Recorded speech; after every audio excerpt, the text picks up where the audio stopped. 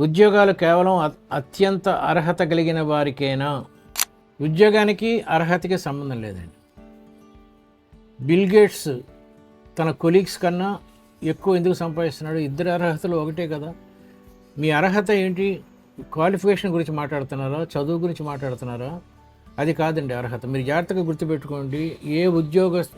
ఏ company యజమాని అయినా సరే మీ వల్ల అతనికి ఎంత లాభం ఉందో దాంట్లో కొంత షేరు మీకు జీతంగా ఇస్తాడు తప్ప మీ అర్హతను బట్టి ఇవ్వడండి. మీరు ఎంఎస్సి పిహెచ్డి చేసి ఒక హోటల్లో కుక్గా తయారు చేసేవారు, వంటవాడిగా తయారయ్యారనుకోండి, ఆ వంటవాడికి ఇవ్వాల్సిన జీతమే ఇస్తాడు తప్ప మీ అర్హతలు చూసేవాడు. పోతే మీరు ఉద్యోగంలో చేరిన తర్వాత దానికి సంబంధించిన అర్హతలు పెంచుకుంటూ ఉండాలి. నేను రైటర్గా ప్రొఫెషనల్ అయిన తర్వాత నా పుస్తకాలు అమ్ముడుపోవాలంటే ఏం కావాలి? ఎలాంటి మసాలాలు కావాలి? ఎలాంటి శైలి డెవలప్ చేసుకోవాలి? శిల్పం డెవలప్ చేసుకోవాలి? నాటకీయత ఇవన్నీ నేను డెవలప్ చేసుకున్నాను. బేసికల్లీ ఆమె చార్టర్డ్ అకౌంటెంట్. కానీ నాకు ఎప్పుడైతే వృత్తి కన్నా ప్రవృత్తి ఇష్టం అయిందో I have to develop this. So మీరు చేస్తున్న ఉద్యోగం బట్టి మీ అర్హతలు డెవలప్ చేసుకోండి.